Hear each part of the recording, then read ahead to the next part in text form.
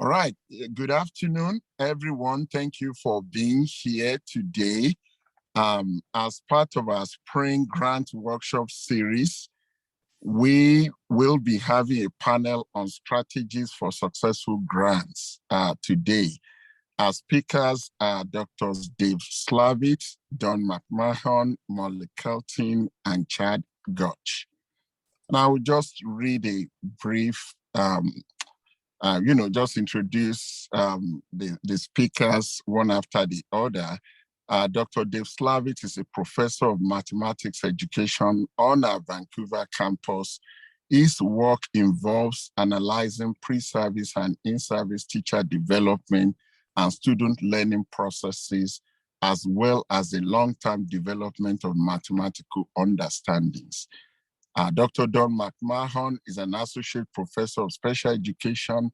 His research is focused on universal design for learning, assistive technology, augmented reality, virtual reality, wearable devices, mobile learning, as well as instructional technology.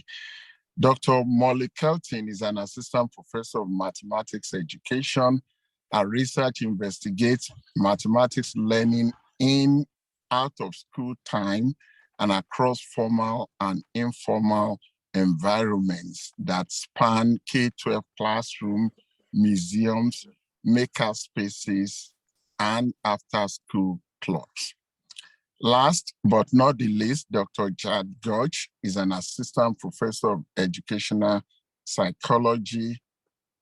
His work focuses on how to maximize effective and appropriate use of educational assessment. What a privilege to have these great colleagues join us today. On behalf of the college, I want to say a big thank you to them for making out time. This probably could have been a free day for faculty and students, but they have prepared so hard for this, and they made out time to be here with us today. I want to say a big thank you to you for that effort. Now I will hand over to Laura Girardeau, but before I do that, I also want to say a big thank you to everyone, faculty, staff, and students who are joining us today. Thank you for being here today. We had a great session last week. I'm sure this will be another great session here today. So I will now hand you over to Laura Girardeau, who will moderate the panel today.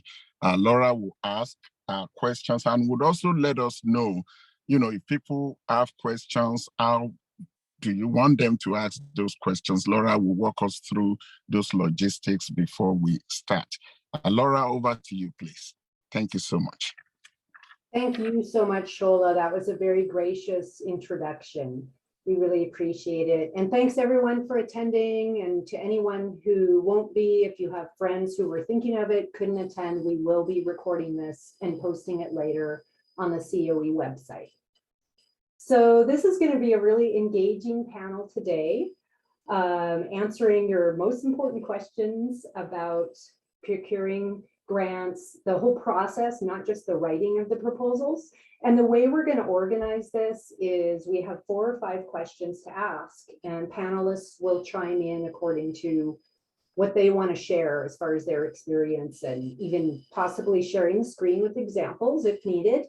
And I encourage people to go ahead and ask questions in the chat if you have them, according to the topic at hand. So for question 1, if you have questions on that, ask a question in the chat, and then after about 10 minutes at the end of that question, people will offer a few answers on that.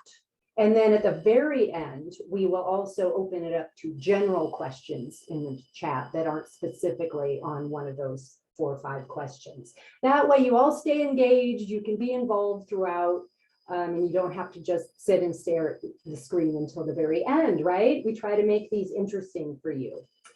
So without further ado, let's ask question number 1. And in general, I'm going to ask Don first, because Don has to go to the airport later, and so he might leave a little early. So how did you get your first federal grant as a PI, co-PI? And this will go around the panelists, and people with more or less experience can take more or less time. We'll just let this be rather flexible. So go ahead, Dawn. Yeah. Well, I'd say that I got my first one through lots of trial and error, and mostly on the error side. So, I think one of the ones I'm here for today is the TIPSID grant that helps fund WSU ROAR, and Holly and Lauren are here on this call, and they're as much as part of that as I am. But I mean, the start of that process, this is, a lot of our federal grants roll around one time a year, sometimes a couple of times a year. This TIPSID grant rolls around once every 5 years, which is a real different cycle. And I was the PI on our attempt in 2015. So and I got here in 2014. So I was a brand new, kind of still like little baby assistant professor, and didn't have a ton of grant writing experience. And we did pretty well that time. We were, I think, 1 or 2 points off the actual cut score for the grant, and got some really nice feedback. But round 2 didn't come around until 2020. Thankfully, at that point, we had a much bigger team to work with there. Marcus helped organize our efforts, Marcus Poppin. We had Kira on that as well with us, and then obviously Lauren and Holly, who are here on the call. And so that's, I think, the biggest one, and I'll hand it off to our next person so we can get a good round robin going. But using all that feedback that we could, using everything that made sense, and then starting fresh in areas where it didn't, really helped us, I think. So I'll hand it off to whoever is next. Thanks, Dawn. And I'd like to reiterate something important Dawn shared about resubmitting. Try and try again. I mean, most people don't get a grant the very first time. I love that you just stuck with it. You assembled a great team. You kept a positive attitude. So congratulations on that grant. So next, I'm just going to kind of go around in this order each time. David, would you like to share more on that question? How did you get your first federal grant as a PI, co-PI? Sure. Thanks, Laura. Thanks everybody for being here also. It's really great to see some graduate students interested in this kind of work, particularly for your future endeavors. I'm apologizing for leaving my video off. My internet is unstable, so I'm going to have to speak without you seeing me, which I hate to do, but that's how it is. So my thought, I'll give one thought about this question, how to get my first grant. And the message I'd want to leave you with is that I was able to surround myself with a lot of really good people. Most people, when they think about a grant, they think about all the work that I have to do. And you really need to think about the work that we have to do, because it's really hard to get a grant by yourself. What I mean by a group of good people is there's a variety of things that need to be done to get a grant as well as enact a grant. And different people have different abilities, maybe coming from math or science education, maybe teacher education, maybe learning, maybe from the schools, maybe from universities. And all of that was part of my first grant. We had a collection of 10 people from a variety of places, and we all had our own skills. To become part of that team, my skills had to be recognized. And so that's sort of the hidden part of what I'm saying is you need to be known for something. And it might be teacher education. It might be a general thing like math education. It might be technology. It could be a variety of things. But you need to find your role inside that really good group of people. And then from there, the work proceeds. But my main message would be, don't think about this alone. Think about it as a we project. Wonderful tip, David. Thank you so much. Yeah, I agree. I've seen that most grants nowadays are given to teams. There are only a few that are to sole investigators, such as maybe a foundation grant here and there, or the NSF career grant. And Nicole has asked a question in the chat. We might as well just be flexible with this. And if someone wants to answer it now, I'll still get to everyone else in the panel. But this might be one of the later questions. She said, but how do you find out about available grants? Actually, you know what, Nicole, that's an excellent question. We will cover that in the general questions session at the very end. How does that sound? Yeah, because that's more general. Okay, so Molly, would you like to go ahead on question number 1? Sure. Well, I think Dave has pushed me to try to leave you with a moral of the story, which I think in my case would be something like, just give it a try. Both of the, I'm sorry, my dog is barking. Both of the 2 largest federal grants on which I have served as a co-PI or PI, at the time, I think I felt like I was not going to get either of them. You know, like I was too green, you know, not connected enough, not in the club enough. But in the end, they were both funded, I think, really on the merits of the ideas and on the, you know, coalition and team building that we did to do that.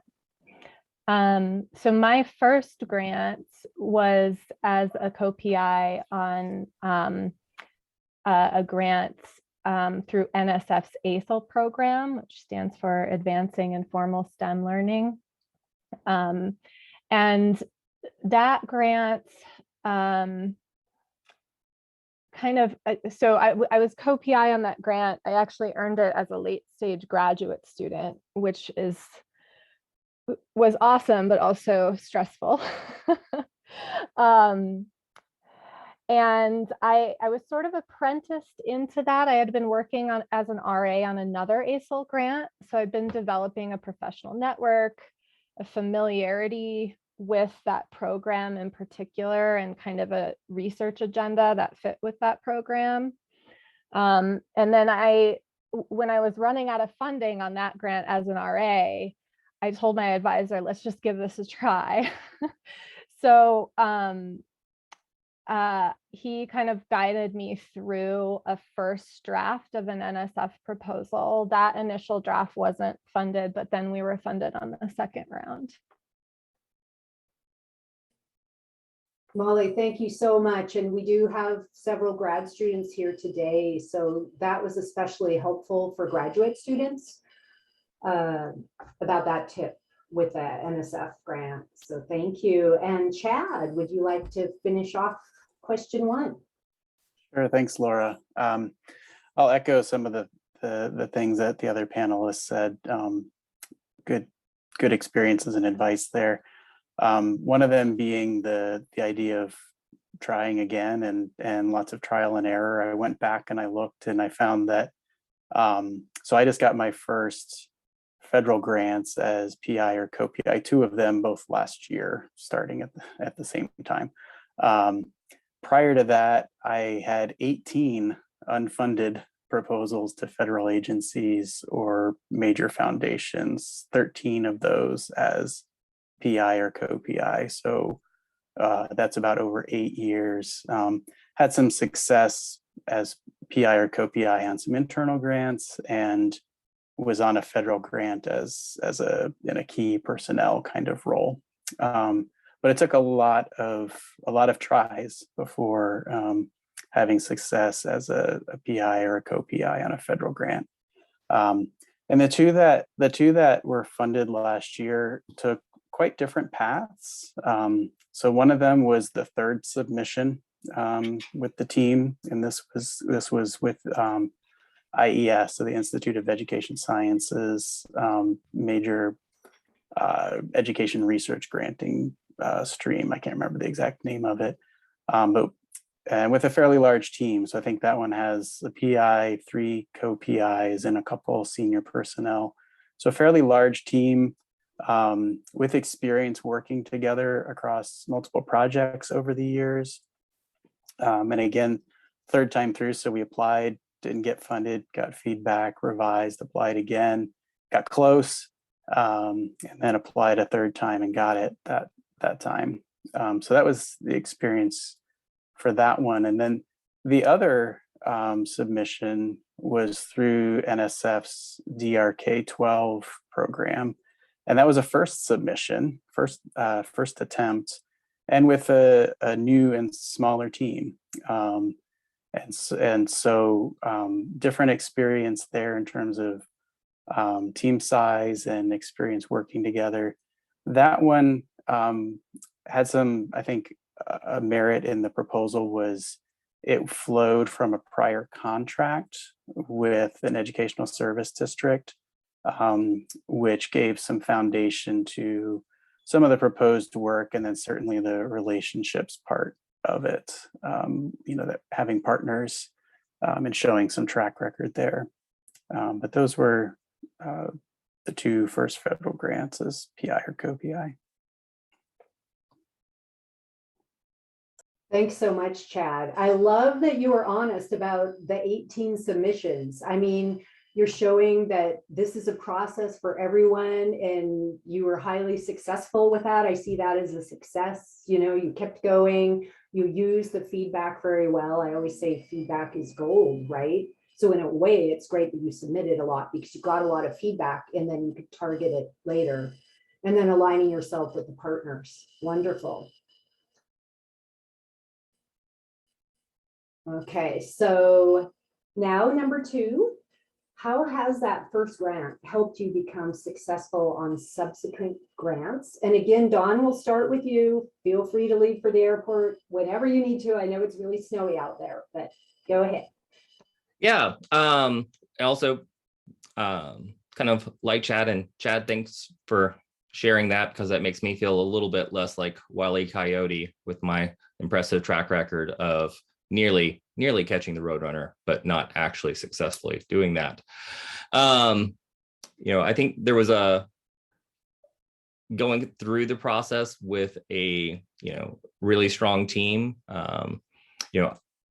Since the TIPSID grant, I haven't had another successful one yet, because because the odds are always challenging, and 2, because I haven't actually tried as a lead PI again, because it was only 2 years ago, and I don't have any additional time right now or bandwidth to manage anything else.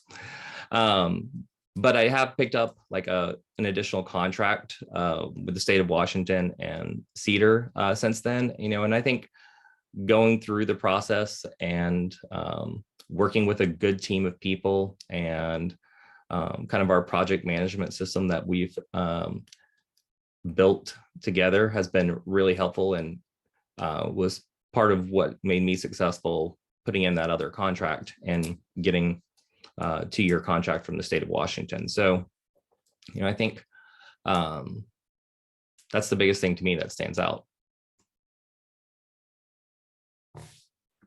Thank you so much, Dawn. Very helpful. So David, how has that first grant helped you become successful on subsequent grants?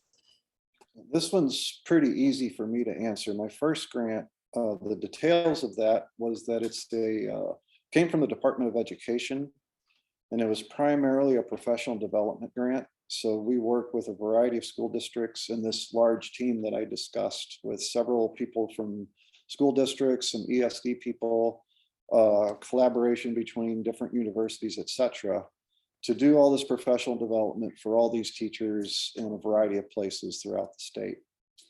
In and of itself, that helped subsequent grants because I learned, the value of teamwork, like I talked about, but also the logistics of running a grant, the things that you don't really necessarily think about, like, how do you pay teachers if it's a professional development grant? Or how do you coordinate with schools to get that done? Or how do you schedule all of these different professional development sessions with all these different school districts over the course of 3 years? So that kind of stuff has to happen, right? And you don't really think too carefully about the logistics of that prior to that. But then the second piece is the second federal grant I got was from the National Science Foundation. And that was a research grant. And the research grant was to research the professional development that arose from the first grant. So we were able to leverage that first grant in a variety of ways. One, through goodwill through the districts and the support we gave to all the teachers, but also it allowed us to get another couple $1 million in funding to support our work, support graduate assistants to help us, pay for conference travel, all of that kind of good stuff. But most importantly, it paid for our time. And I think among everything else a grant can do for you, it can give you the ability to buy yourself out and give you more time to do the work. And that's what that second NSF grant did for us. It gave us the time to really dig into our research, to have a lot of collaborative research meetings, and to really press ourselves on what all this meant.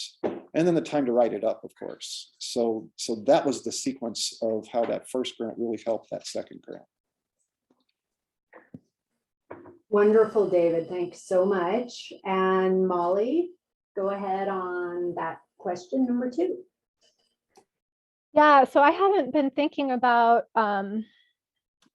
funding our time, but that was certainly instrumental for me going from my first grant to my second grant. I brought some of my first grant, which was that NSF grant, with me when I started my position at WSU. And, as first year faculty, having that kind of support to really be able to kind of hit the ground, figure out what a research agenda in Washington State might look like, was super helpful. I think in addition, I guess I wish this weren't the case. And I think sometimes programs are trying to make this less the case, but in general, track records matter when you're applying for subsequent grants.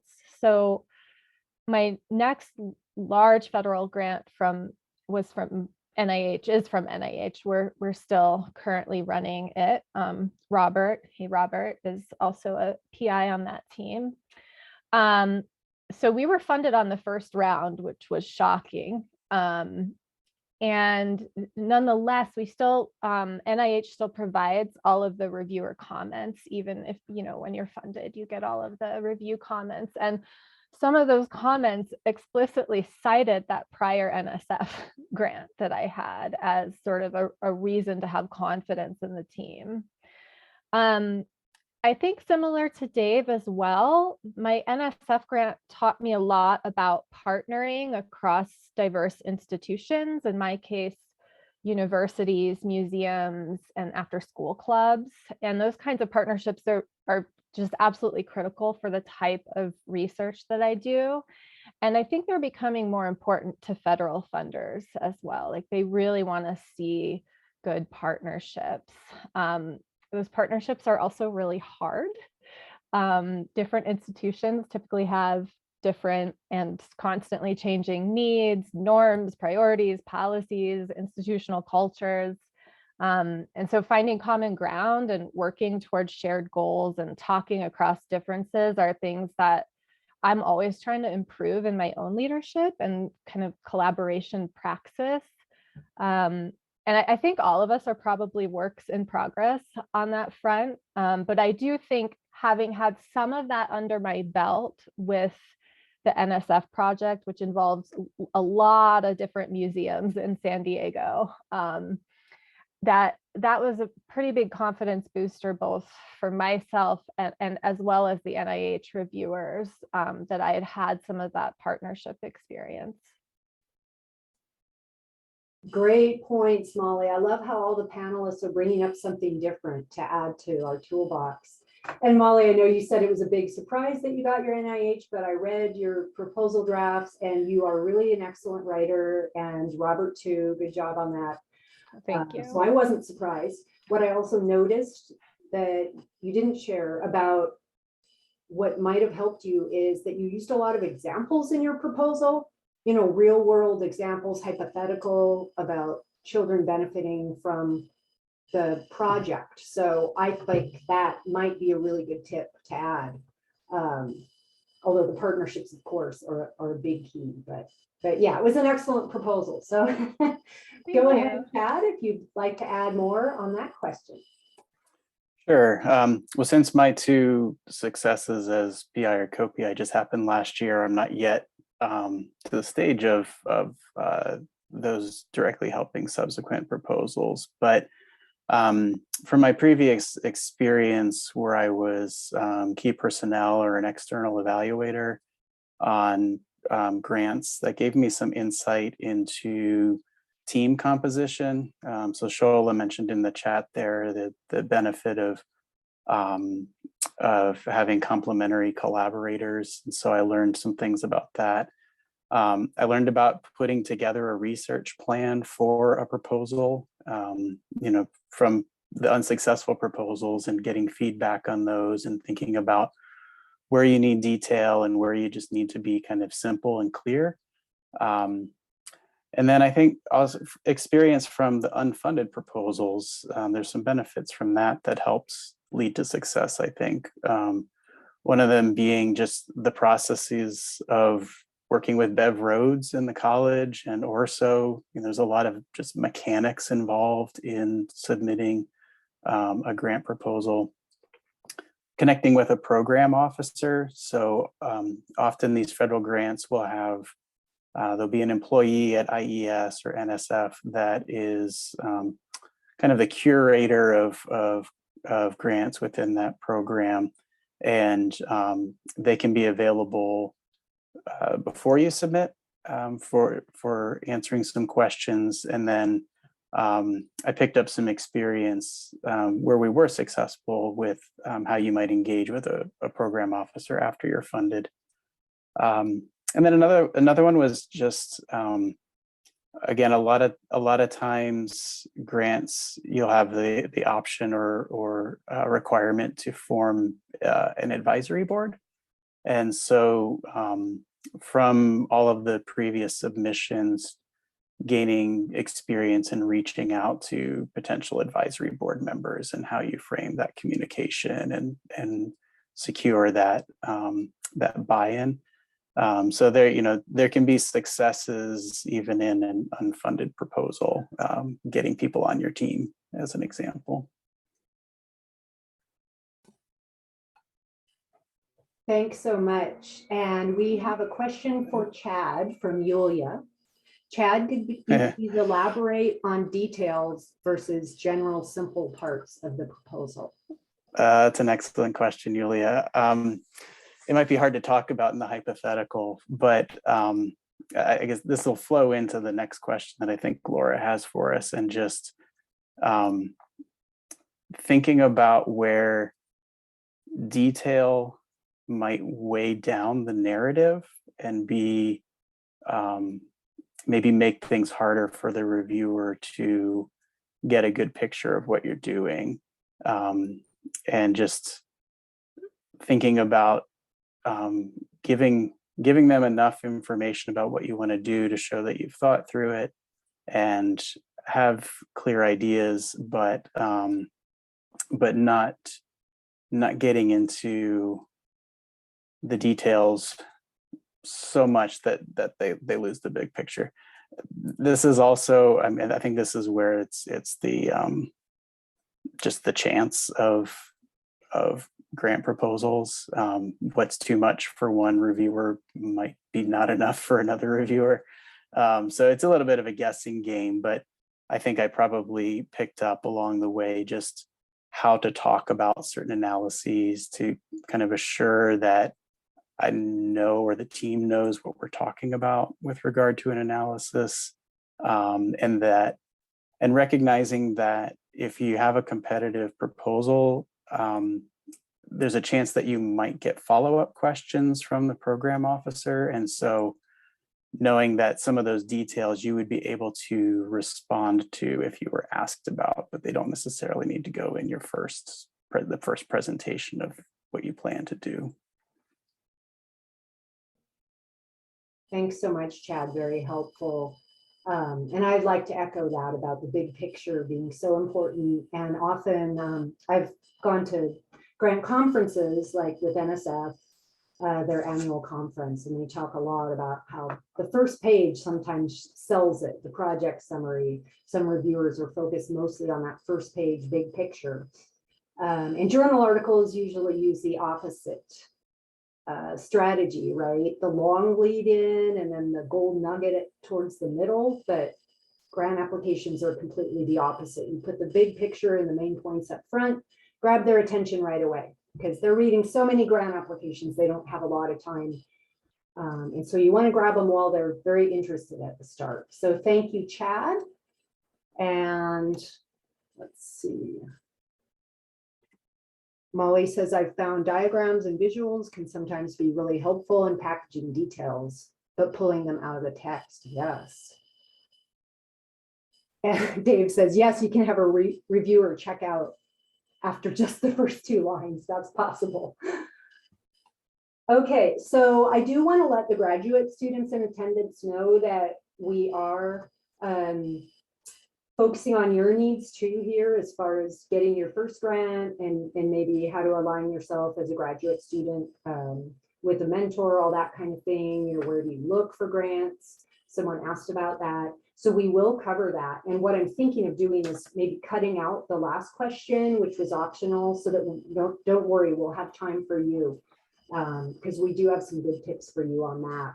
And in question number 3, the panels may want to cover graduate student concerns as well in this question. What are some tips a grant applicant must know? So this is kind of like number 1, number 2 most important tips that you would suggest for getting a grant for either faculty or graduate students. And we'll start with Don. Yeah, so remember how I mentioned earlier about that 5-year cycle for the TIPSID grant? I knew that because I had followed that space pretty closely for inclusive post-secondary education. My suggestion would be go ahead and start looking at what are some of the grant forecasts. Some agencies do a much better job of providing a clear grant forecast than others. What is frustrating at times is frequently the university will say, work on a grant for 6 months in advance, but it's announced February 24th, and then it's due 6 weeks later.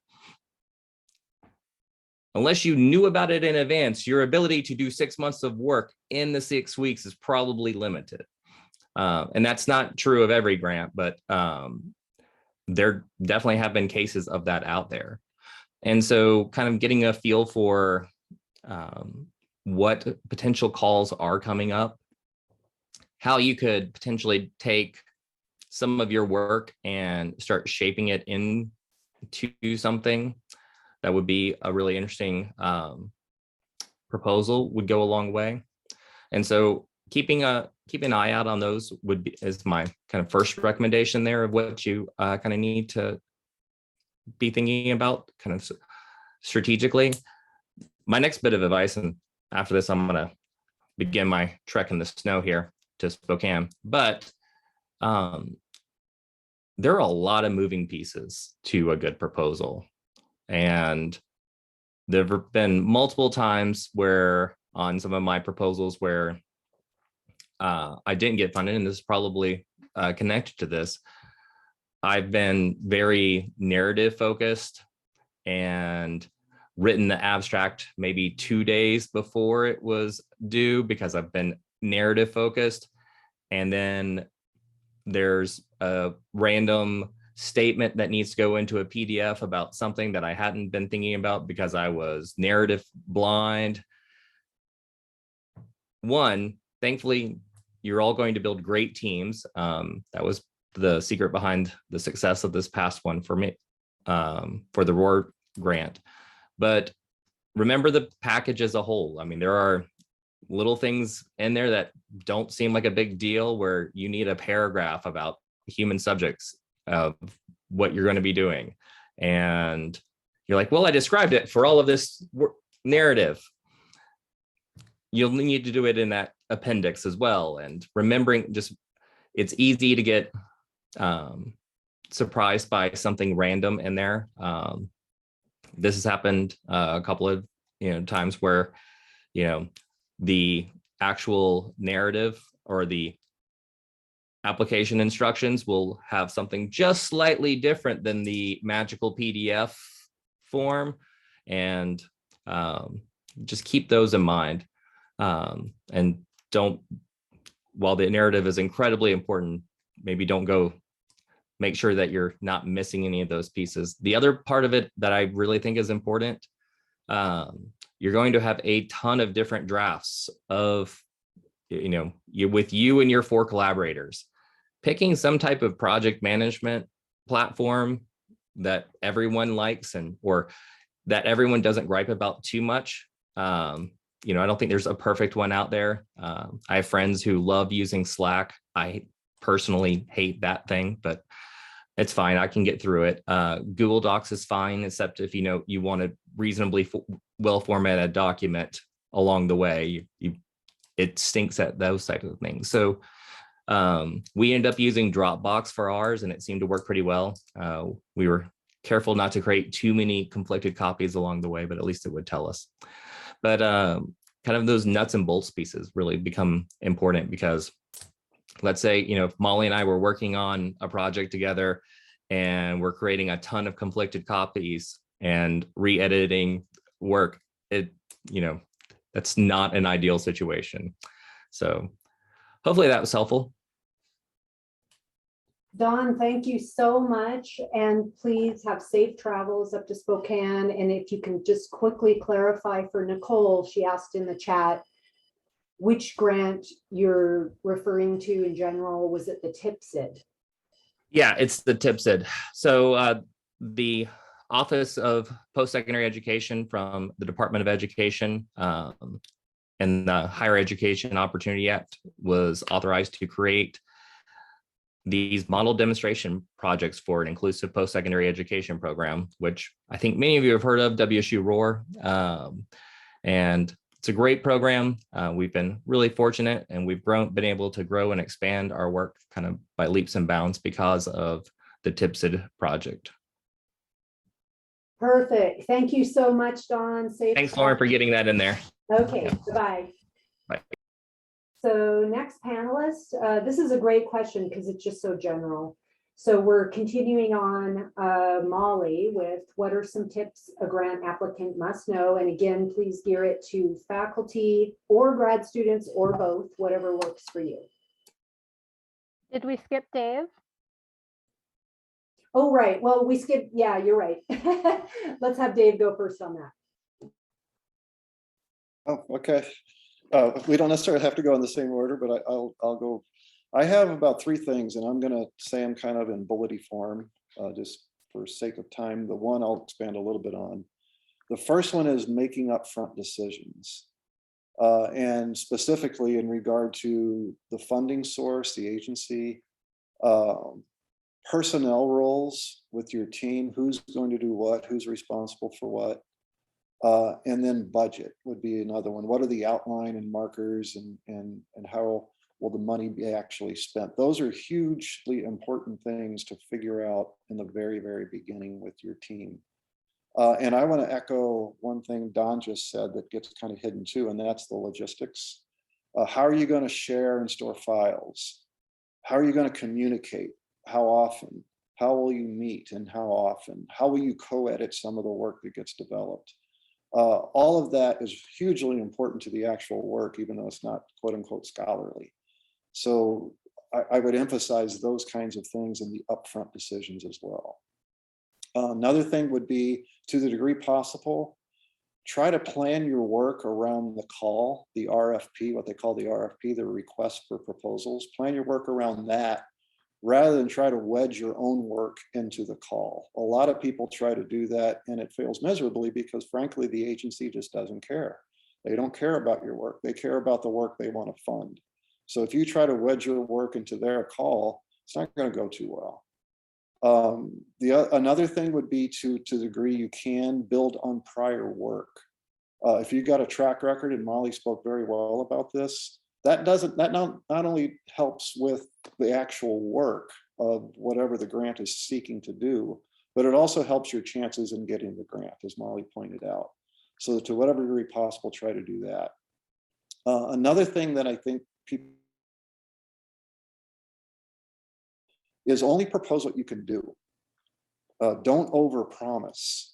For one, you're going to be in hell because you're going to promise all this work.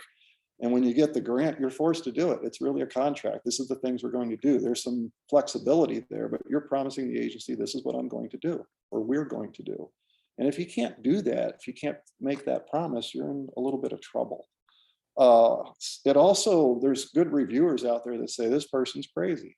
There's no way they can do that work. I'm not funding this because they're just not going to be able to do it. So don't overpromise. And then finally, when writing the grant, when all of that gets figured out and you actually are writing the grant, be as direct as you can. If it doesn't need to be said, don't say it. Reviewers hate extra stuff to read. They got a lot to read. So just be very direct when you write your grant.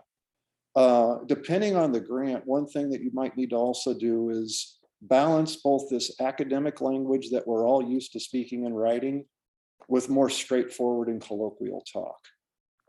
Because you can get into the scholarly verbiage a little too much and you'll avoid making big picture comments. You'll avoid being clear about actual goals of the grant sometime. And you'll also maybe not be able to ground it into the actual implications that the agency is looking for in your grant. So it's important to show that you know what you're talking about and use scholarly language, but there's also a big role for just straightforward, direct talk. It's not a refereed article that you're writing. It's a grant proposal to an agency for them to give you money to do work. And so you need to treat it that way. Thank you, David. So very true. We really appreciate that. Molly, would you like to add anything about that question? Yeah, I'll keep mine simple for the sake of time, but just because I haven't heard this fully come up yet. I think this is especially helpful probably for earlier career folks. Make use of your institution's resources. One of the things that really attracted me to accepting the position at WSU was that at a college level and at a university level, they provide really helpful resources for supporting the development of a grant proposal, for getting some initial seed funds in order to be able to provide some kind of proof of concept when you write a larger federal grant. I've used all of those things and all of those have very directly helped me land federal grants. If you're at WSU, some of those things include internal COE grants. So always be looking for emails from Laura and Shola.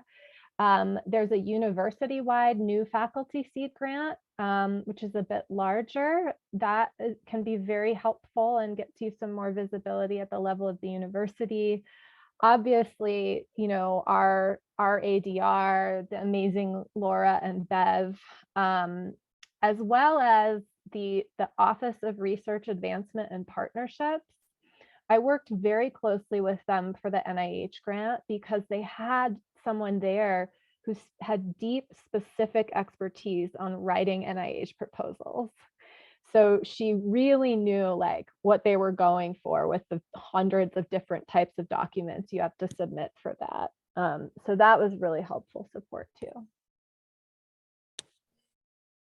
Thank you so much, Molly. Wonderful points about using Office of Research and all our great resources. I'd like to put in a plug also for Pivot, which is the general grant search software that WSU hosts. It's really easy to plug in keywords, and you can go on there just using your WSU email as your username and search anything. You get grant summaries and get updates once you ask for specific keywords to be sent to you as far as new grants coming out. So lots of options, and that applies to graduate students as well. Pivot is available for you to hear about those grants early. So thank you, Holly. And now we have Chad, and I just want to reassure you, Chad, you have time to answer this one. Because I think we're going to cut out the last two questions. Those were optional, and that way you can answer as you wish for this, and then we'll open up the floor to more general Q&A. So, Okay, Chad, what are some tips a grant applicant must know, the major ones? Sure. Well, great ideas by the other panelists so far. I'm going to add a couple from the perspective of a proposal reviewer. So having had the opportunity to serve on a panel of reviewers for a federal agency, and a couple things that might be good, especially for folks who are a little newer at this. One is this idea of triage. So the way that some of these panels work, you might need to have at least one reviewer. You might have 2, 3, 4 reviewers. You need at least one of them to give you a very good rating, which would be like a 4 out of 5. And if you don't have that, then you may not even get talked about among the panelists. Your proposal might just get put aside. And so trying to get that very good rating, it might come from having an innovative idea with potential for impact. It could come from just a nice, clear conceptualization of the idea and the project. In my experience, it wasn't enough just to have a good team. So, you know, just having a team of rock stars was not enough to get into the conversation. So just thinking about that as you gotta at least hook at least one of them, again, either through a really good idea or just a really clear conceptualization of what you want to do. And then another one from the reviewer side that goes along with some things that have already been said about being direct in your language is just pay attention to white space and headings in your proposal. More words doesn't necessarily mean a better proposal. Again, if your reviewers are going through, you know, a number of these, like maybe 8, and you know, if they're loaded, if the page is just loaded with text, and it's not easy to trace the idea to the research questions, to the research plan, you're just making it hard for the reviewer, and a cranky reviewer is probably less likely to give you that very good rating to move you forward. So those are just a couple things. I guess I'll add one more that's from a different perspective, because you might have a reviewer that pays attention to this, or it'll certainly be relevant if you're successful in getting funding. If you're working with partners, like in the schools or you know, whoever you're partnering with, museums, like Molly, informal learning spaces, be careful about buy-in. Buy-in at one level does not mean you have it at another. So you might have the district leadership fully on your team. That does not mean the teachers are excited to work with you. And so certainly if you get funded, that's something that you might have to work through. In my experience as a reviewer, that was something I was careful to look for. And that just came from some going back to our second question, I guess, some experience that I had on previous grant projects. Chad, that was so helpful. We really appreciate it. So now we're opening it up to general questions from the attendees. And I know that early on, Nicole asked in general, where do you find out about grants? Hopefully I answered that. There's the Pivot software offered by WSU, which is a great way to just search any keywords you want. And you can find out also about scholarships, conferences, all sorts of things on there. So that's really helpful. And starting small for graduate students, to see it as stepping stones, and definitely align yourself with a mentor or an expert team that can really launch your career that way. So if people want to ask any extra questions in the chat now, we'll open it up to general questions. But I also wanted to let Shola know. Shola, if you have some tips as well, focused on faculty and grad students, you're obviously an expert, so feel free to chime in.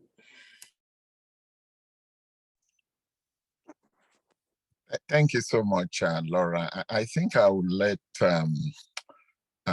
you know, we have a number of graduate students here, and many of them actually have requested for sessions like this. So this will be an opportunity for them to ask those questions. And I know our panelists will do a great job. They've done such a terrific job already. All right, grad students, this is the opportunity we've been waiting for.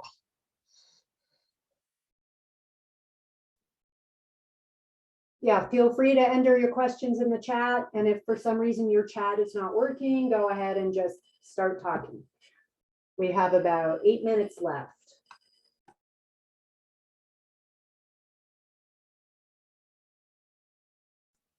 Okay, so Nicole asks, are there federal grants available for dissertation work? I believe that might be searchable on Pivot, Nicole. And then Sarah is saying Ngrfp through NSF. Sarah, do you want to speak a bit about that? Or the Spencer Foundation? Yes, definitely. They have a good dissertation grant. Okay, NSF Nicole's has- going to set up an account on Pivot. That's great.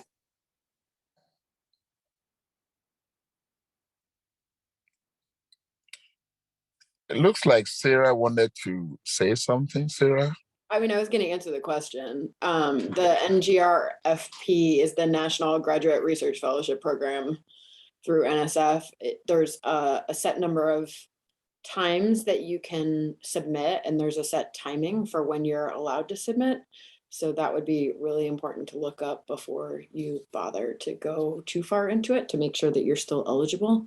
But I applied for that once. I did not get it. That was one of my 9. Yeah. Spencer is a good, I saw someone mention Spencer. Spencer is a really good program to that funds pre-doctoral as well as postdoctoral fellowships. Spencer grants are very highly prestigious. In fact, if you happen to be awarded one of those, you will have the opportunity of going to an annual meeting where you meet other Spencer awardees. Such a great professional space for many graduate students.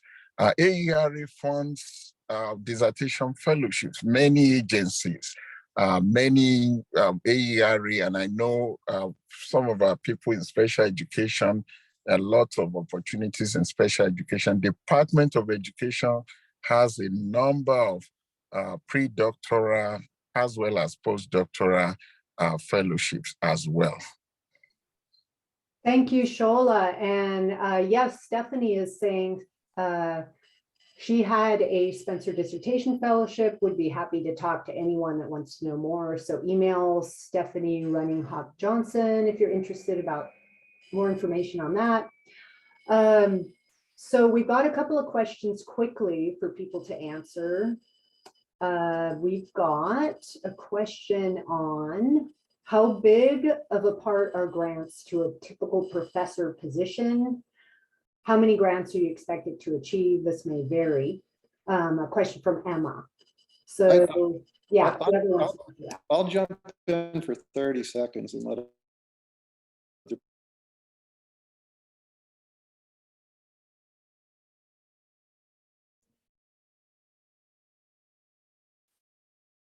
David, I'm not hearing you. Are other people hearing David? Can you hear me? Hello, can you hear me? Okay, sorry. So from two perspectives. From the perspective you're asking, it varies. Our college doesn't necessarily have it as an absolute requirement, but it's becoming more of an expectation. You go to other universities and it might be different depending on the nature of the position and the institution.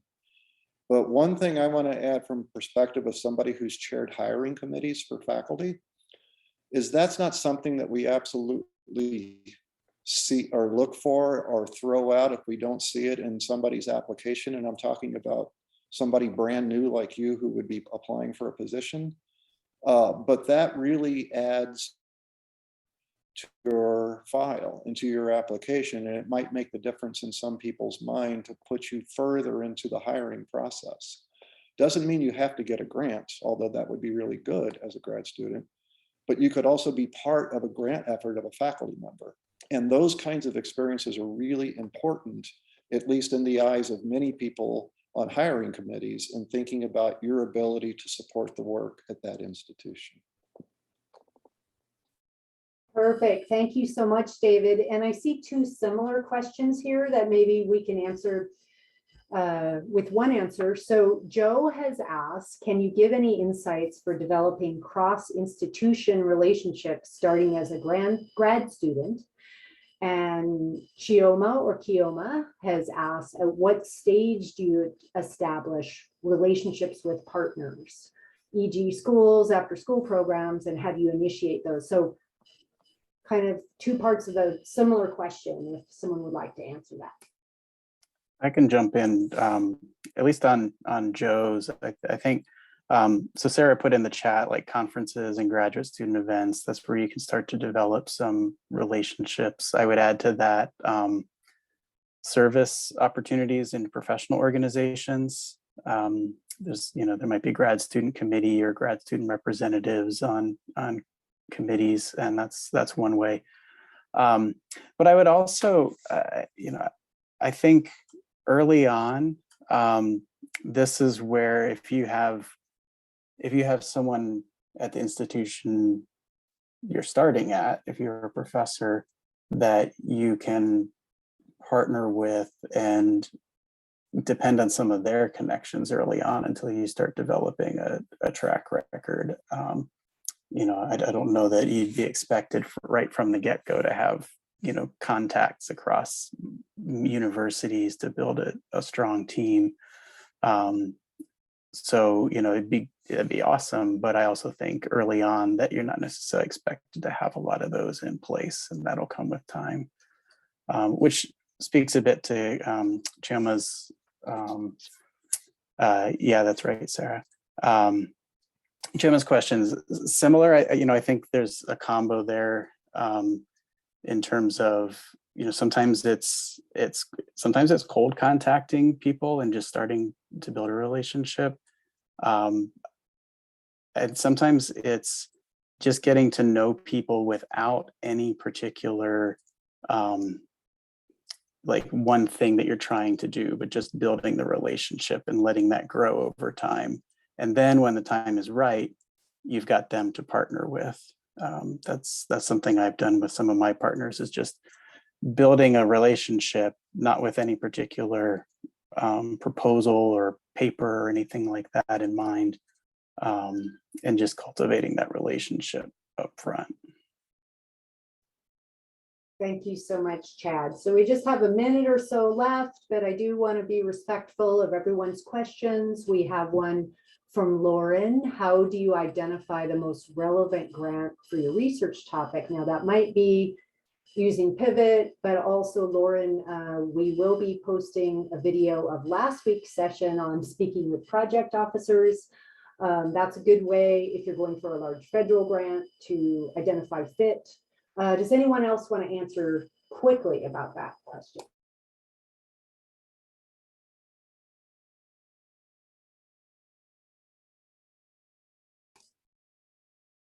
Okay, so Shola is saying, I can see our grad students might need additional support. Send me an email with specific questions. This was definitely a very rich session. Wonderful questions, wonderful answers from panelists and tips.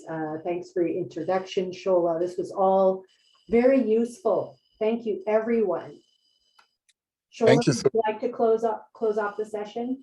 Thank you so very much, Laura, for moderating this exciting session. And I want to say a big thank you to our panelists. What a great session this has been. Some of our graduate students, it seems they have some more questions. Please send me an email. We'll try to make sure you are supported and you are able to get the type of job that you want. Thank you again, everyone, for being here on a Monday afternoon, President's Day. We really appreciate your support. Thank you and have a great rest of your day and your week.